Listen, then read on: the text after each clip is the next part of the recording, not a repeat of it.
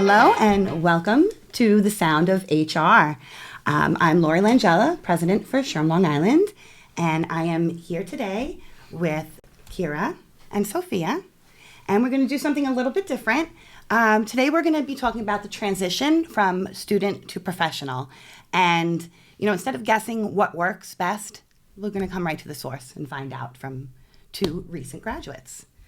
So, Keira, tell us a little bit about yourself and how you're connected to SHRM. Yeah, so my name is Keira. I am about to graduate with my master's in industrial psychology. I'm connected to SHRM because I'm currently working as a human resources assistant at David Lerner Associates. Laurie's actually my boss. My lucky boss. So she brought me into this world, and yeah, it's exciting as a almost recent graduate. So. Yes. When are you graduating? I'm graduating in 1 week. 1 week. So I'm almost there. Great. All right, Sofia, tell us a little bit about yourself and what brings you here. Awesome. So I recently completed my MBA last May at St. John's University, where I completed my undergrad as well. I'm currently working as an HCC coordinator at Bedgear, and how I got into SHRM was actually through my boss, Ashley, who is a big part of SHRM as well, and she's awesome, and she brought me into the lovely community here. Yes, Ashley is our chapter secretary, so yeah. Yes, we know these girls very well. These young ladies here are our favorite HR assistants. So what do you like about being a part of SHRM, Keira? I think that there's just a lot of supportive professionals that are really open to, sharing their experiences and, just making that room for young professionals. I felt very welcome the first event that I went to. So yeah, I think it's a really supportive, really great group of professionals, great group of people. Great. I'm so glad to have you too. Sofia, what resources are you enjoying most being a part of SHRM-Long Island? I think I love the networking aspect of SHRM-Long Island and just meeting a bunch of different diverse professionals with years of experience in HR or different facets of HR has been super helpful, as an early professional, learning different things and what I like and what I don't like, and being able to talk to other members at events and getting to know people. I think that has been such a additive and really value seeking part for someone who's maybe interested, hey, I'm kind of interested in joining, but I'm not too sure. I think it's been really helpful as a new grad kind of coming into the workforce and just meeting a lot of different like-minded individuals. Great. Speaking of events, we have our annual conference on October 9th, and early bird pricing is in effect, but not for long, so we hope to see you there. And we also have our Jackson Lewis Breakfast Series. Keira, you enjoy attending that event? Yeah, absolutely. You a lot of beneficial information. I go to the one out east. We have one in Melville and one in Riverhead, and it runs for 7 or 8 months out of the year. Yes. And always valuable information. Definitely. Great. Yeah. So, Keira, you're getting your degree in IO Psych, and you're an HR assistant. Mm-hmm. So, tell me what drew you to that part of HR. Yeah, so I have always loved psychology. Even in undergrad, I was very into psychology. I love theories. I love the human mind. And it was funny. I never thought that I was going to go into more clinical psychology. I never even knew the world of IO existed until one of my professors told me about IO psychology. She was like, you love psychology, but you seem like you want to be more in the business world. So the perfect mix, if you will, is industrial psychology. And it's the way that people work and what works in an organization. So obviously IO and HR go hand in hand. So that's really what brought me into this field. And Sofia, you came from a business background. You have your MBA. So what led you into the HR field? So it's actually really funny. Since me and my sister were kids, my dad was always very you have to have a plan, you have to know what you want to do. So I've been researching different careers and fields that I wanted to go into from a really young age. So around the high school time, I settled around business and then kind of got a little granular, what in business do I like? What do I not like? And that's kind of how I stumbled along the HR path. So going into college, that's what I knew I wanted to do. So targeted internships and networking events and meeting different people in the HR space. Okay. So tell us a little bit about your internships. Yeah, absolutely. So I would say my first core internship that had a really great impact on me and solidifying knowing HR was something I wanted to do was at Lamb Insurance, where I worked as like an HR assistant part-time throughout school. It was a great opportunity, lovely company, very tight-knit HR like group. So I learned a lot from like onboarding, admin, offer letters, worked with the team. So that was really great, and that like kind of led me to like really want to pursue HR. Like, yep, I like this and I want to keep going forward. Okay, so be honest, first week on the job, confidence level on a scale of 1 to 10? Like a 4. So nervous. Yeah. Yeah. You said 4, what'd you say, Sophia? I would say I was really nervous, and not because of like my team or anything. Like, absolutely love my team, but I think there is just a little nerves and a little pressure of like coming out of school, starting your first corporate job, not really knowing what to expect. Right. But ultimately have had a really great time, and my confidence level has risen quite a bit, so that's good. Yeah, I think it's hard as someone coming from just being a student, like just finding your voice professionally, like in a workplace, like what is the dynamic, like what is it going to be like? So that was where my confidence level was at. So what felt different when you moved from textbooks and theories into the real workplace? Yeah, I think textbook and theories, everything is just laid out for you. But when it comes to like anything situational, you kind of just have to learn as you go. Like nothing that you learn specifically in school is going to completely happen once you're actually in the workplace. Like you can be prepared, but when it comes to certain situations, especially in HR, we have different days, we have different weeks. So that's just not something that you can be fully prepared for ever. So what was the first moment where you said, oh my God, nothing in the books prepared me for this? Probably the first week. Like anything, probably the first week, just anything that was handed to me, I was like, oh, okay, this is more real now. Like, I'm dealing with people. Yeah. So, Sophia, you've been in the middle of onboarding and employee support. So what was your first, wow, this is real life moment for you?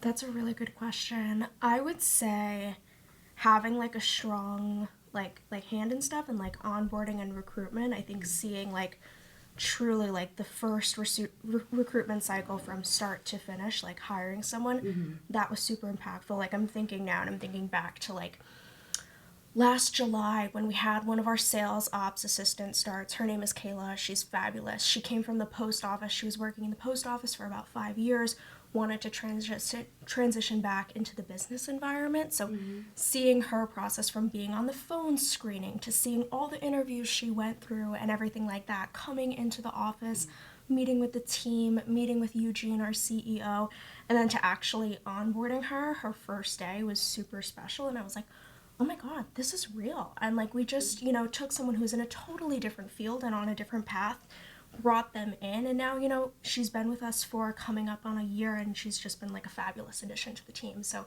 it's been really wonderful to like see those like full cycle moments. Yeah. And that's, I'm sure, a great source of pride that you have this employee that you absolutely adore, and you're like, I brought her here. Yeah, it wasn't me. We found it, but like I was there for the initial phone screening and everything like that. So just like I said, seeing it from start to finish was so special. Yeah. All right. So what was the biggest learning curve for you? Was it dealing with people or systems or the expectations of everything you need to get done in a day? I think all three, honestly. Like coming from school, like Keira was saying, it's very different theory versus like real life and actuality, and like applying things, and you're learning just so much on the job. So I think it's like a melody of like all three, like dealing with people, learning the processes, learning the business. But yeah, no, it's been ultimately really, really great, but definitely just like a huge learning curve from the jump, because school is wonderful where it kind of acts as like a backbone, but it truly does not prepare you for what your day-to-day is like, because it's different for each company and each team that you're working on. Yeah, absolutely. I mean, I always say you can study HR all day, but then somebody walks into your office and drops something in your lap, you're like, oh. Yeah, it's good to have that foundation, but obviously everything is situational. You never know. Absolutely. So, Keira, you've worked in fast-paced environments like hospitality.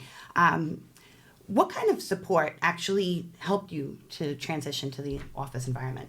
Yeah, I would say the help from my professors. I think that them just like believing in being able to actually be in, in the workplace that I'm currently studying. Like I was a server for 7 years, and then I managed an office for a small propane company, and that was just more, doing invoicing, like scheduling. Like it wasn't really like what I was going to school for. Right. So I think talking to my professors and my other colleagues, if you will. You know, I think that was a good support system that pushed me in order to continue to pursue an HR position that I eventually was able to land. Okay, good. Do you prefer having like structure the way things are now, or do you best just being thrown into things? I think a little bit of both. I do like a little bit of structure. Like I like having like a direction to go in, but I think the best way to learn things is just honestly by being thrown into it. You're never gonna really know how you would approach something if you're not completely thrown into it. I think that's the best way to learn, especially professionally. Absolutely. Yeah. So, Sophia, you're often the first point of contact for employees when they have issues. So what helped you feel confident answering their questions early on? I think having a team that, you know, is very supportive and kind of is like, you can ask me like any questions you want. Like if you don't know something, you know, try not to speak out of turn, but just to ask first, and you can always get back to someone later. So I think that's been super helpful, like being able to like rely on Ashley and Kim. That has been super helpful because they're both such great wealths of knowledge and have so much like diverse HR experience, and Ashley's been with Bedgear for like over 11 years, so just knowing I can go to them and, you know, have conversations with employees, so it's like, you know what, I'm honestly not too sure about that answer, but let me get back to you. Absolutely. You can't know everything. Yeah. And it's, you know, you're not just being humble to say, I need help with this. It's, you want to do things the right way, not just kind of wing it. So what made onboarding for you when you came into the company? What made it effective or ineffective from your point of view? So I think when I first started Bedgear, something I really liked that Ashley and Kim did was like, take a look at our org chart, reach out to all the different directors, senior directors, and just get like 30 minutes on the calendar with them.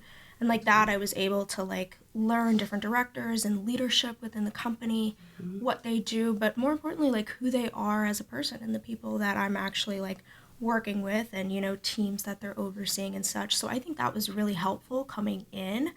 And then also, like, when I first started, I started working on, like, job descriptions and interviewing different employees. So being able to learn a bit more about the business in that regard was super helpful. Great.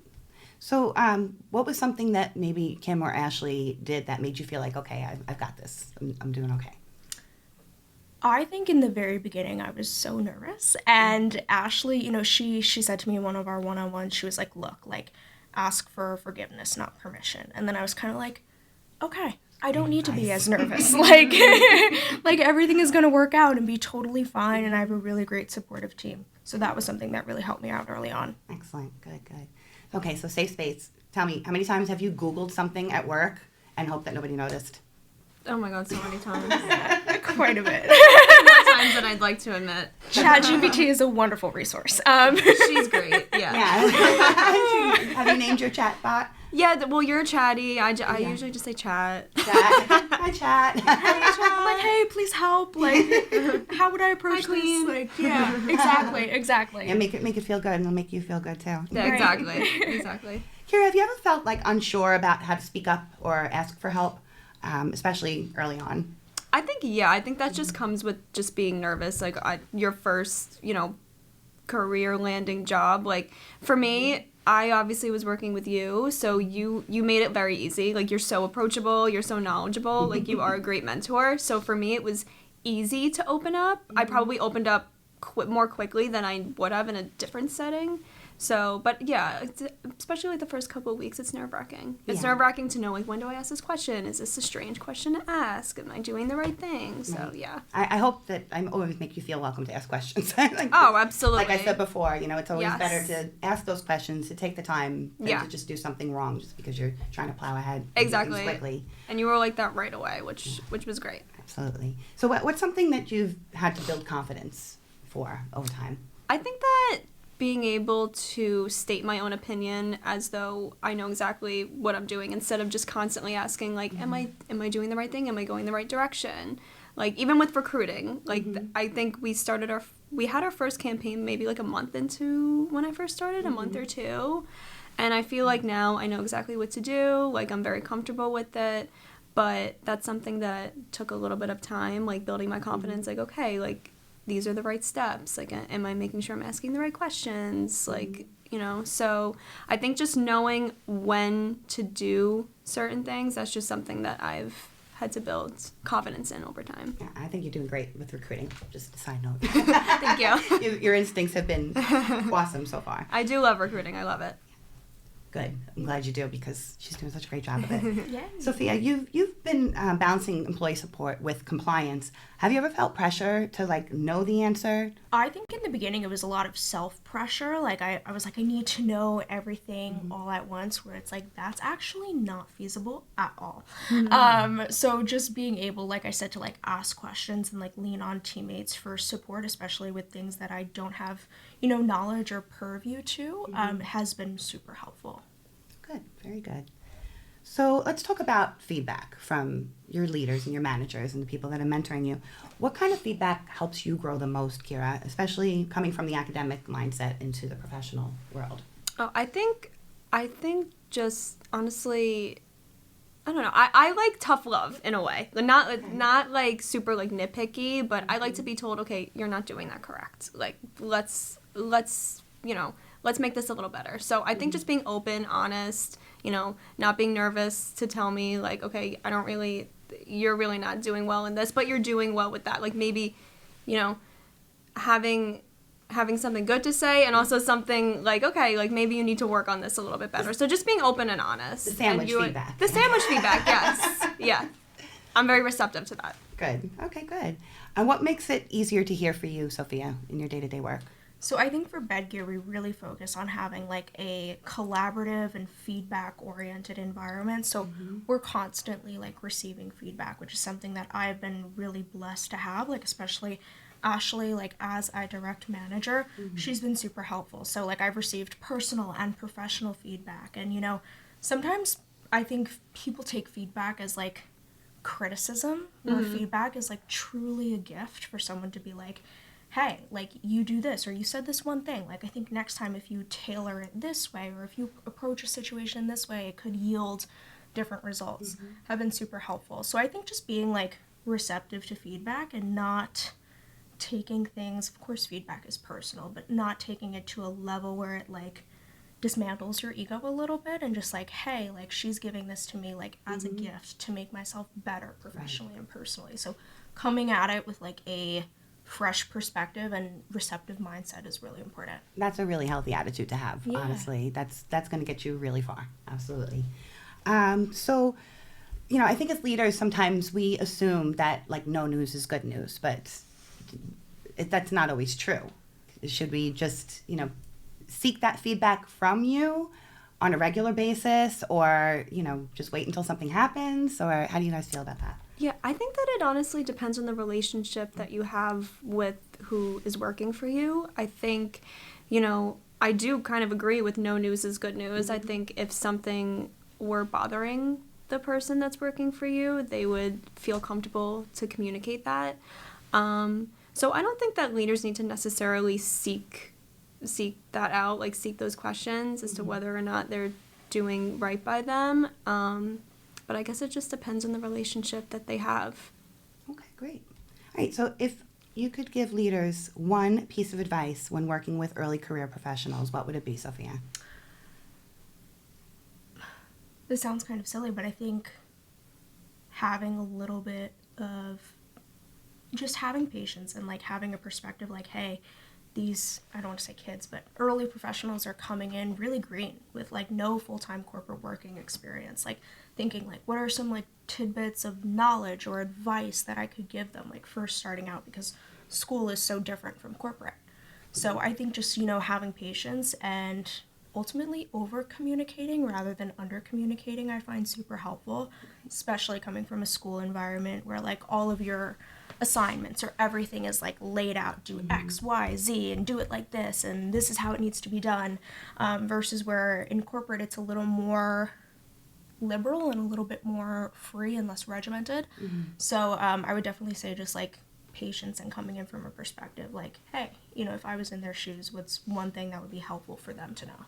Great. What about you, Keira? Yeah, I think patience is a very good one, and I think just being open-minded in general, just being open-minded to a younger professional. Maybe they have some ideas that you never thought of before, and obviously they're working on a different timeline than someone who's been in you know, in the professional field for years. Like you said, like obviously being a student, everything is laid out for you in a lot of ways.